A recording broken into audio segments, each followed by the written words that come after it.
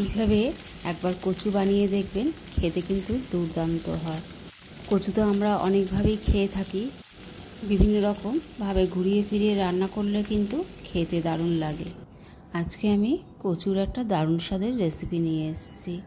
খুবই কম তেল মশলার প্রয়োজন হয়, যারা কচু খায় না তারাও কিন্তু এইভাবে রান্না করে দিলে একদম খেয়ে নেবে।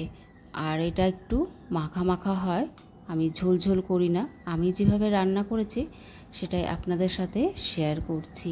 হ্যালো ফ্রেন্ডস, বর্ণালীস ফুড স্টোরিজ চ্যানেলে আপনাদের আরও একবার স্বাগত। আজকে আমি 400 গ্রাম কচু নিয়ে নিয়েছি। কচুটাকে আমি এইভাবে ছুলে নিচ্ছি। একটা ছুরির সাহায্যে, আপনারা চাইলে বটি দিয়েও ছুলে নিতে পারেন। প্রথমে আমি কচুটাকে ধুয়ে নিই, একটু প্যালপ্যালে হয়ে যাবে ওই জন্যে। তো ছুলে নেওয়ার পর আমি এটাকে ভালো করে 3 থেকে 4 বার ধুয়ে নেব। তো ছোলা হয়ে গেছে এখানে আমার, আর আমি 3 থেকে 4 বার ভালো করে ধুয়ে নিয়েছি। এবার কচুগুলোকে আমি কেটে নেব। তার আগে আমি একটু হাতে তেল লাগিয়ে নিচ্ছি, আর যে ছুরিটার মধ্যে কাটবো সেই ছুরিটার মধ্যেও তেল লাগিয়ে নিচ্ছি, তাহলে এটা আর কি লেগে লেগে যাবে না কচুর মধ্যে। এবার কচুগুলোকে আমি 4 ভাগ করে কেটে নিচ্ছি লম্বা করে। যে কচুগুলো একটু মোটা হবে সেগুলো 6 ভাগ করে কেটে নেব, আর নর্মালগুলো 4 ভাগ করে কেটে নেব। তো একইভাবে সব কচুগুলোকে আমি কেটে নিচ্ছি। ফ্রেন্ডস, ভিডিওটা স্কিপ করে দেখবেন না, তাহলে কিন্তু বুঝতে পারবেন না যে আমি কি কি মশলা দিয়েছি। তো কচুগুলো দেখতেই পাচ্ছেন আমি এইভাবে কেটে নিয়েছি। এবার চলে যাব কড়াইয়ের দিকে। গ্যাসের ফ্লেম আমি অন করে নিয়েছি, গ্যাসে একটা কড়াই বসিয়ে দিয়েছি। কড়াই আমি 2 থেকে 3 টেবিল চামচ সর্ষের তেল দিয়ে দিচ্ছি। আপনারা চাইলে কিন্তু সাদা তেলেও রান্নাটা করতে পারেন। তেলটা গরম হওয়ার পর আমি কচুগুলো দিয়ে দিচ্ছি। কচু কিন্তু আমি সেদ্ধ করে রান্না করি না, আমি কিন্তু এভাবে ভেজেই রান্না করি। তো এবার 2 থেকে 3 মিনিট একটু নেড়ে চেড়ে নেব, আর গ্যাসের ফ্লেম কিন্তু লো টু মিডিয়ামের মধ্যে আছে। 2 থেকে 3 মিনিট নাড়াচাড়া করে নেওয়ার পর ঢাকা দিয়ে গ্যাসের ফ্লেম লো টু মিডিয়ামে রেখে 2 মিনিট কুক করে নেব।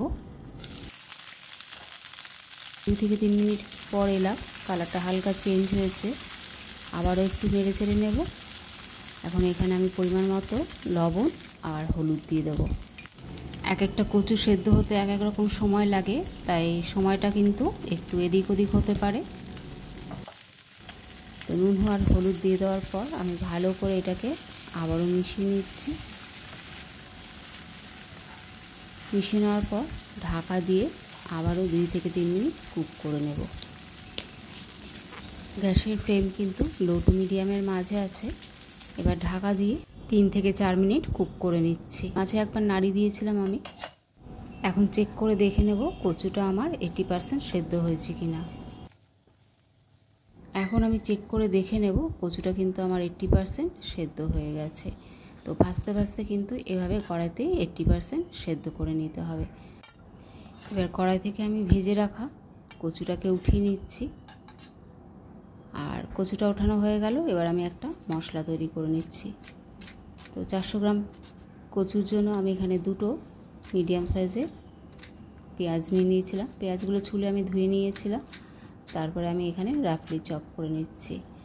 পেঁয়াজগুলো মিক্সিতে দিয়ে দিলাম, আর এখানে 7 থেকে 8টা আমি রসুন দিয়ে দিলাম। এবার অল্প জল দিয়ে এটার একটা আমি পেস্ট বানিয়ে নেব। পেস্টটা মিহি হতে হবে। এবার যেই কড়াই কচুগুলো ভেজেছিলাম সেই কড়াই আরও 2 টেবিল চামচ তেল দিয়ে দিলাম।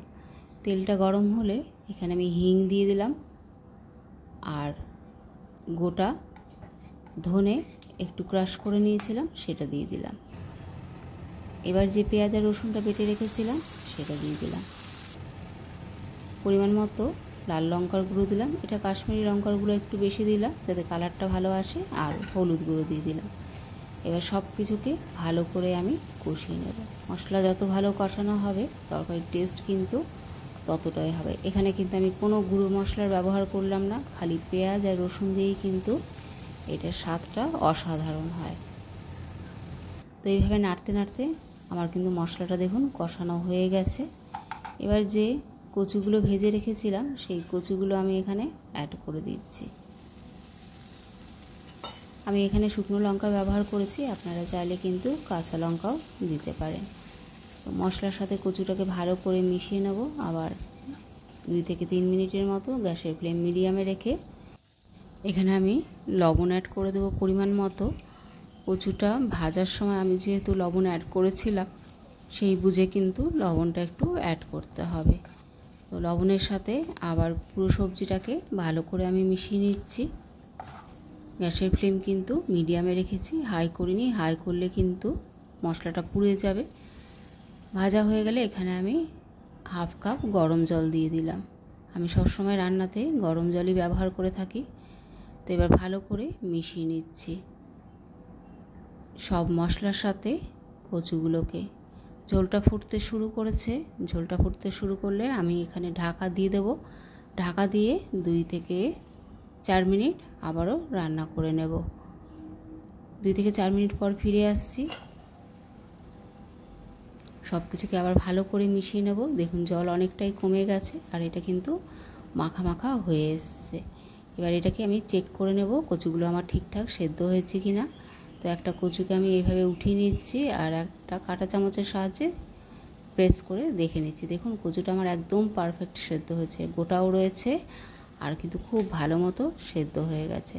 তো সব কিছুকে আবারও একবার ভালো করে মিশিয়ে নিচ্ছি। এরপরে এর মধ্যে আমি কিছু ফ্রেশ কুচনো ধনেপাতা অ্যাড করে দিচ্ছি। কুচনো ধনেপাতা অ্যাড করে দেওয়ার পর এটাকে আবারও ভালো করে মিশিয়ে নিচ্ছি। আমি এখানে কিন্তু কোনো গরম মশলার ব্যবহার করলাম না। আপনাদের যদি প্রয়োজন হয় তাহলে কিন্তু আপনারা গরম মশলা ব্যবহার করতে পারেন। সব কিছুকে ভালো করে মিশিয়ে নেওয়ার পর গ্যাসের ফ্লেম অফ করে এটাকে আমি সার্ভ করে নিচ্ছি। দেখুন দেখতে কতটা লোভনীয় হয়েছে, খেতেও কিন্তু ততটাই সুন্দর।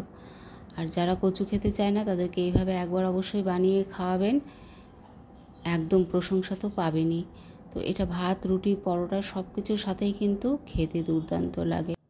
আর ফ্রেন্ডস, রেসিপিটা যদি ভালো লেগে থাকে অবশ্যই ফ্রেন্ডস আর ফ্যামিলির মধ্যে শেয়ার করে দেবেন আর কমেন্ট করে আমাকে জানাবেন কেমন লাগলো। আর সাবস্ক্রাইব করে আমার পাশে থাকবেন। সবাই ভালো থাকবেন। দেখা হচ্ছে পরের ভিডিওতে।